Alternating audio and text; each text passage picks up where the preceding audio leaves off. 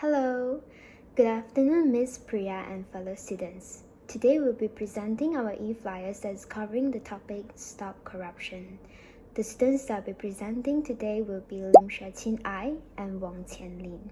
So what is corruption? Corruption is a form of dishonesty or a criminal offense that is undertaken by a person or an organization that is entrusted in a position of authority to acquire benefits for one's gain. So why do we choose corruption? Many people don't realize how corruption actually affects them directly. So awareness actually helps citizens demand transparency and accountability from leaders, which empowers people to take action. Our goal for our flyer is to strengthen democracy and good governance that can prevent economic harm. So the sad truth about corruption in this society is that only the wealthy and powerful get legal protection. So the most important thing about our flyer is to protect human rights. As you can see from our flyers, there are 4 colors: red, black, yellow, and blue. So since our goal is to spread awareness, red is chosen to show urgency, danger, and warning. It symbolizes the seriousness of corruption and the need for action. Black is used as the background color to represent authority, power, and sophistication. It suggests secrecy, which aligns with the hidden nature of corruption. Hence, yellow is used in the fonts to catch attention of the readers for certain important notes for this flyer.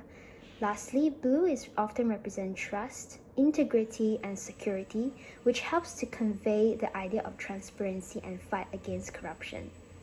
The target audience we chose is students and workers. This is because raising awareness about corruption among students and workers is essential to create a fair, ethical, and productive society.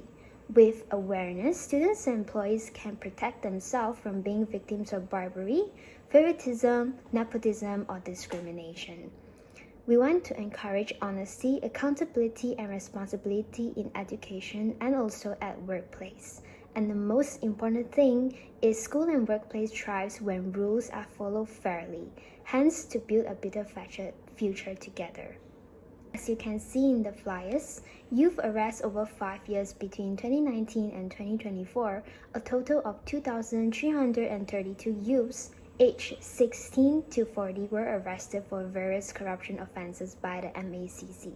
At the same time, between 2019 and 2023, the MACC arrested 2,163 public servants for various corruption offenses, accounting for 43.3% of the total arrests of 4,996 individuals during that period.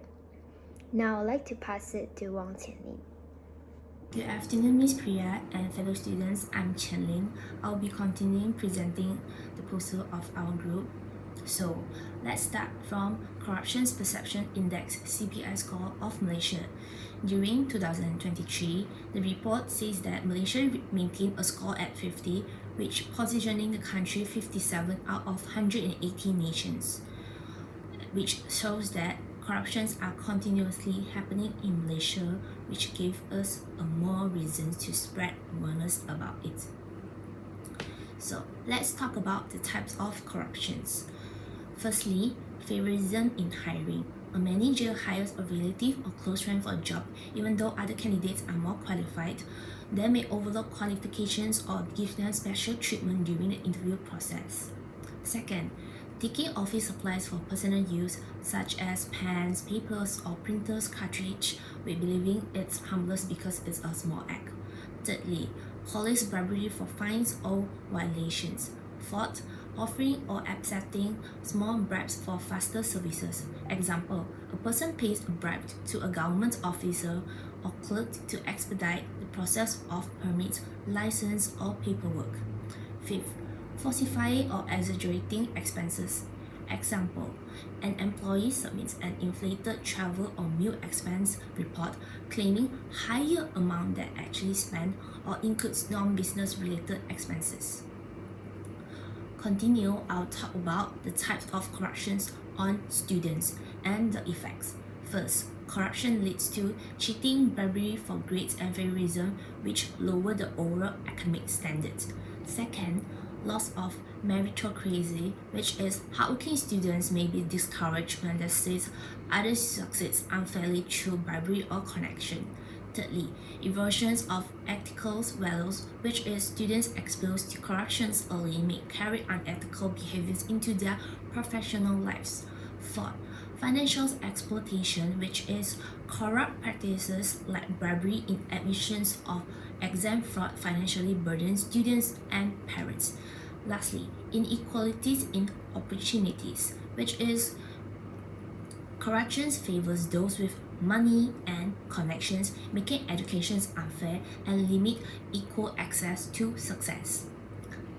Next on, I will talk about the types of corruptions on workers and the effects. First, decreased productivity, which is favorism and bribery can result in unqualified employees getting promoted, reducing overall efficiency. Second, unethical work culture. If corruption is tolerated, employees may engage in fraud, embezzlement, and dishonest business practices. Third, loss of trust and morale, which is honest employees may feel demotivated when they see corruption being rewarded. Fourth, financial losses. Corruption such as embezzlement or procurement fraud can drain company resources and lead to bankruptcies.